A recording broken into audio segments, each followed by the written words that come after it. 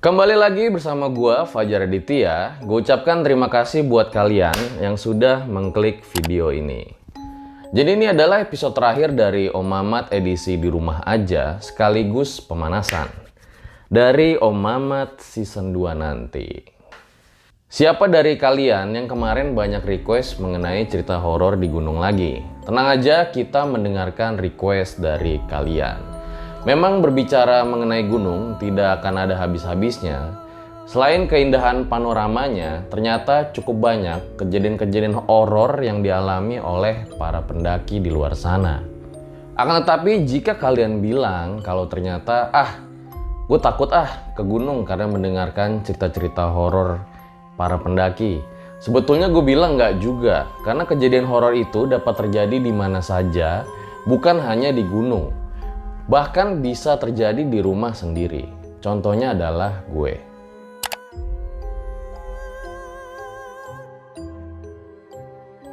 Jadi sebenarnya ini bukan alasan kita untuk takut, akan tetapi jangan takabur juga.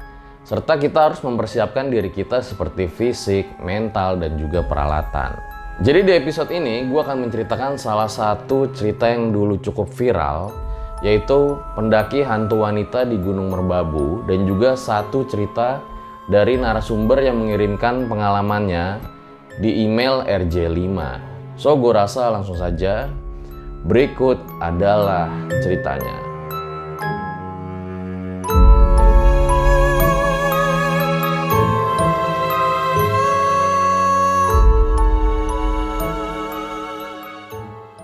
Menyambut Om Mamat season 2 akan terjadi perubahan Instagram RJ5.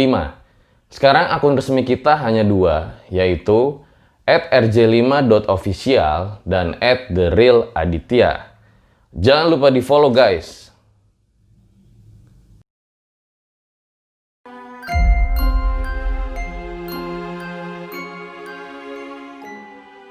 Gunung Merbabu. Gunung yang terkenal mempunyai keindahan panorama ini secara administratif terletak di Jawa Tengah dan mempunyai ketinggian 3145 meter.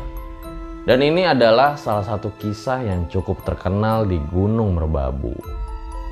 Kisah ini dialami oleh sebut saja namanya Bon. Jadi pada tahun 2012 bulan November, Bon memutuskan melakukan pendakian bersama 6 orang temannya di Gunung Merbabu via Kopeng Tekelan. Singkat cerita, jadi ketika sudah di pos 1, si Bon ini memutuskan untuk melambat dan menjauh dari rombongannya. Dikarenakan ia mau foto-foto pemandangan di sekitarnya. Namun belakangan ia baru sadar kalau ternyata ia sudah ketinggalan cukup jauh dengan rombongannya. Tidak lama kemudian, Bon bertemu dengan seorang wanita yang menggunakan atribut lengkap pecinta alam. Dan akhirnya di situ pun ia ngobrol-ngobrol sambil melanjutkan perjalanannya. Namun anehnya, si Bon ini merasa seperti lama sekali dalam perjalanannya. Bahkan ia sudah merasa seperti 4 jam berjalan, namun ia tidak mengenali jalur apa yang sedang dilewatinya ini. Jadi ia merasa cukup aneh karena memang ia sudah 4 kali melewati jalur Tekelan ini. Hingga akhirnya ia memutuskan untuk mengcamp dengan wanita tersebut dikarenakan memang kondisi yang sudah memasuki malam hari.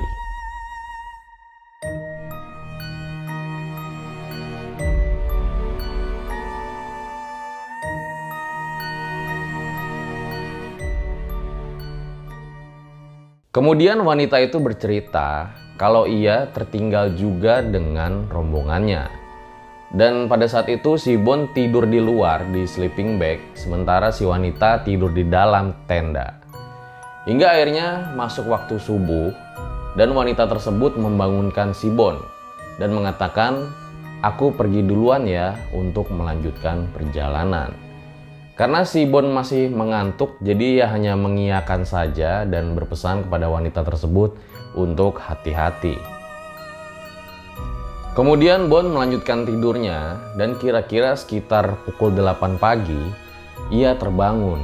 Dan ketika terbangun ia merasa sangat terkejut karena ternyata ia sedang berada di pinggir tebing.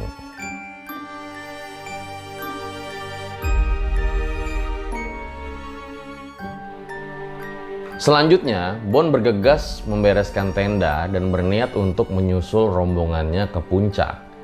Akan tetapi pada saat sedang berberes-beres, sekitar jarak 5 meter, ia melihat ada tas wanita tersebut.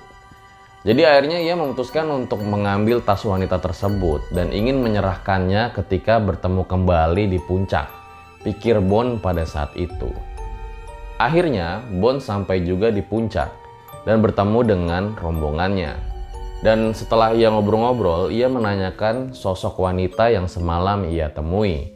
Akan tetapi, rombongannya bingung dengan apa perkataan Bon, dikarenakan rombongan tersebut tidak melihat ada satu pendaki pun yang ada di puncak pada hari itu.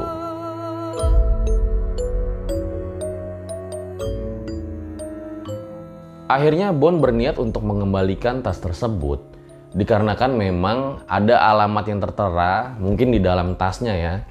Hingga akhirnya ia mencari alamatnya dan ketemu, dan pada saat itu ia bertemu dengan seorang ibu di alamat tersebut.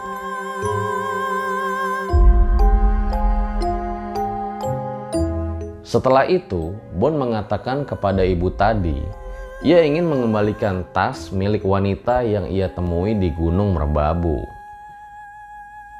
Akan tetapi pada saat itu tidak disangka-sangka, ibu tersebut malah menangis. Dan diajaklah Bon ke belakang halaman rumah ibu tersebut. Dan di situ ia melihat bahwa ada makam dengan batu nisan bertuliskan nama yang sama dengan wanita yang ia temui di Gunung Merbabu. Dan dijelaskan oleh ibu tersebut kalau wanita itu dinyatakan hilang pada tahun 2009 dan jasadnya belum juga ditemukan. Mendengar itu Bon sangat kaget dikarenakan ia bertemu dengan wanita tersebut di tahun 2012. Well, jadi setelah 3 tahun dinyatakan hilang, Bon malah bertemu dengan pendaki wanita tersebut di tahun 2012.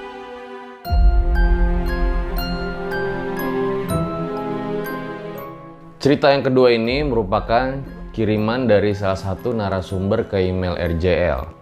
Sebut aja namanya Caca. Pendakian ini kami lakukan di tahun 2017, bertepatan dengan hari libur. Dikarenakan sebagian dari kami pekerja, makanya kami pergi di hari tersebut. Kami bersembilan memutuskan untuk melakukan pendakian di Gunung Sumbing via Butuh. Dan pada saat itu, sekitar pukul 8 malam, kami berkumpul dan pergi menggunakan motor menuju base camp. Kami mengambil jalur via Ngangkrik, Jawa Tengah. Dan anehnya, dalam perjalanan awal menuju base camp ini, kami malah tersasar. Kami sempat lama berputar-putar, hingga akhirnya bertemu dengan salah satu warga sekitar. Setelah diberitahu, akhirnya kami berhasil juga menemukan jalan yang tepat dan sampai di base camp kurang lebih sekitar pukul 10 malam. Setelah kami makan dan melakukan persiapan, tidak lupa juga kami berdoa. Maka dimulailah pendakian di malam ini. Memang agak cukup aneh dikarenakan tidak ada rombongan yang naik selain kami di malam itu. Perjalanan dimulai ke pos 1 dan selama perjalanan ini kami tidak merasakan hal-hal aneh apapun. Jadi masih merasa fun dan asik-asik saja. Setelah sampai pos 1 ini, keanehan mulai terjadi. Kata teman saya, biasanya untuk menuju pos 2 memakan waktu sekitar 1-2 jam. Akan tetapi pada kali ini kami merasa sangat lama. Bahkan kira-kira menghabiskan waktu sampai 4 jam. Rombongan kami yang berjumlah 9 orang itu terbagi menjadi beberapa kelompok atau pasangan. Namun jaraknya tidak terlalu jauh. Pasangan pertama ada 4 orang, mereka yang mencari jalan. Rencana kami setidaknya kami sampai satu pos di bawah puncak, agar besok masih ke bagian summit. Menurut pengalaman kami, biasanya pendakian malam hari akan terasa lebih cepat dibandingkan pendakian di siang hari. Lalu lanjut ke baris kedua, ada 2 orang. Dan di baris ketiga, ada saya dan Irfan. Dan di baris terakhir, yang jaraknya lumayan cukup jauh, ada Anissa dan Mas Anggoro. Oh ya, saya lupa. Jadi ini adalah pendakian yang pertama kali buat Anissa. Jadi dia harus lebih hati-hati dalam mengatur ritme dan nafasnya, karena memang ini pendakian dia yang pertama. Kejadian yang cukup ngeri dialami oleh rombongan kita saat dari pos 2 menuju ke pos 3. Jalan yang setapak, kiri pohon-pohon dan sebelah kanan ada batu serta ilalang. Mungkin karena kita sudah terlalu larut naik dan ditambah posisi capek, perjalanan ritme kita menjadi melambat. Pada saat itu, kita lebih sering banyak berhenti ketimbang jalannya.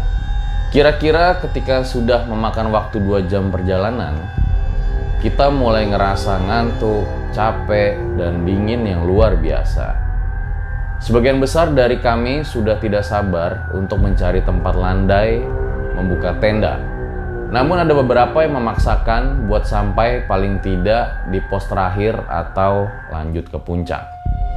Sempat ada cekcok kecil mengenai di mana posisi yang tepat untuk membuka tenda, dan itu dilakukan oleh 2 baris yang paling depan, sementara saya dan Irfan sedang menunggu kedatangan Mas Anggoro dan Anissa yang memang tertinggal cukup jauh di belakang kami.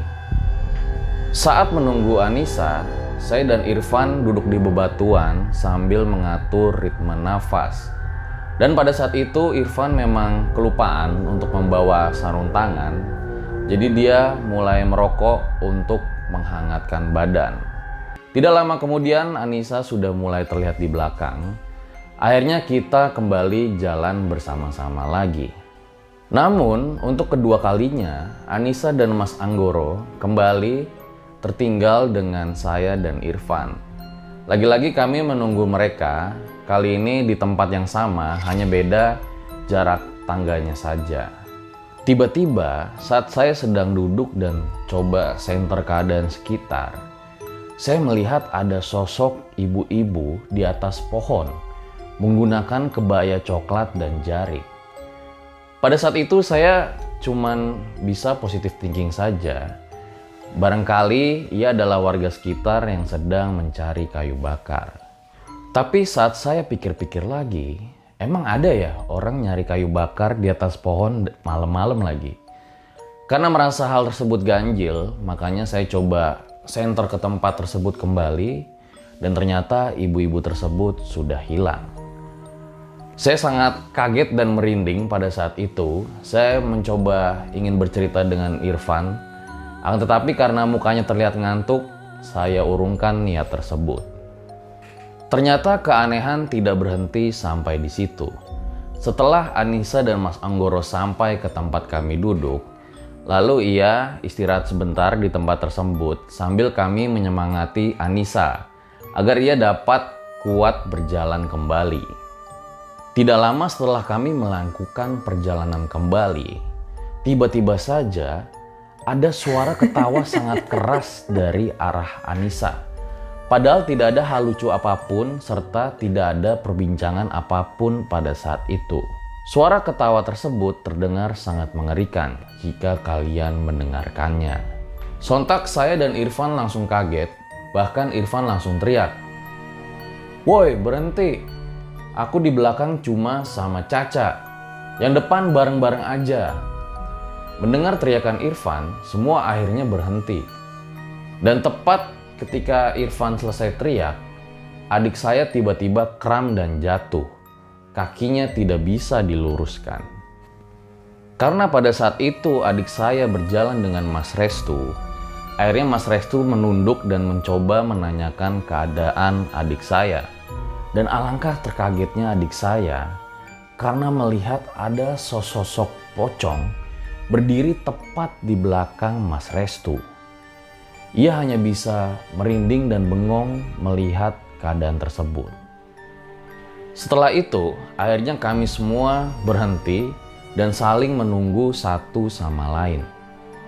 Tidak berlangsung lama, kami sampai juga di pos 3 dan menemukan tempat landai. Dan setelah itu kami membuka tenda, serta ada yang menyiapkan perbekalan dan juga lanjut makan. Setelah kejadian itu, kami masuk tenda dan memutuskan untuk tidur. Esok harinya, kami bangun siang sekitar jam 9 pagi, jauh dari rencana kami untuk mengejar summit. Kami sarapan dan setelahnya kami berunding, mau naik apa turun. Karena sebagian besar memilih naik, akhirnya kami naik. Kebetulan saat itu yang merasa tidak kuat hanya Anissa. Akhirnya Anissa jaga tenda dengan rombongan dari Jakarta yang tendanya ada di sebelah tenda kami. Pada saat kami naik pagi harinya, saya sendiri merasa bersyukur dikarenakan kami tidak melanjutkan perjalanan di malam harinya. Karena memang ternyata medannya cukup berat. Kami harus melewati sungai dulu, lalu climbing salah satu batu yang besar untuk dapat menuju ke pos 4. Singkat cerita, akhirnya kami memutuskan untuk tidak melanjutkan perjalanan ke puncak, melainkan balik lagi ke tenda. Karena memang kami hanya mempunyai 1 hari libur dan sebagian besok sudah ada yang harus bekerja. Kemudian setelah sampai tenda, kami makan perbekalan terakhir, lalu packing persiapan untuk turun. Alhamdulillah tidak ada apa-apa dari proses balik ke tenda hingga akhirnya kami sampai di base camp pada saat maghrib tiba. Kami beristirahat dan bersih-bersih dan setelah itulah kami saling bertukar cerita. Terutama cerita ketika Anissa tertawa keras. Namun sangat mengejutkan, ternyata Anissa menyatakan bahwa ia tidak tertawa, melainkan ia merintih kesakitan. Dan Mas Anggoro pun mengiyakan kalau Anissa tidak tertawa, melainkan sedang merintih kesakitan. Namun kami bertujuh pada saat itu mendengar bahwa ada suara tertawa yang sangat keras dari arah Anissa. Well, jadi kira-kira suara siapa yang tertawa? Setelah itu ada chat dari ibu saya yang salah satu poinnya membuat saya kaget. Kalau ternyata malam kemarin itu adalah malam 1 Suro. Karena saya cukup kaget membaca berita tersebut, akhirnya saya memberitahukan kepada teman-teman yang lain kalau ternyata kemarin kita melakukan pendakian di malam 1 Suro. Well, itu dia guys, cerita-cerita yang gue bacakan pada episode kali ini. Dan semoga aja pada suatu saat nanti gue bisa wawancara langsung narasumber yang mempunyai pengalaman di Gunung Merbabu tersebut. Dan juga buat Cita gue ucapkan terima kasih karena telah mengirimkan ceritanya ke RJ5. Gue rasa cukup demikian episode pada kali ini. Ambil baiknya dan buang buruknya. Dan dengan adanya cerita-cerita seperti ini, jangan malah menjadikan kalian takut. Akan tetapi kalian harus semakin yakin dan percaya dengan kebesarannya. Gue Fajar Aditya, RJ5 undur diri. Ciao.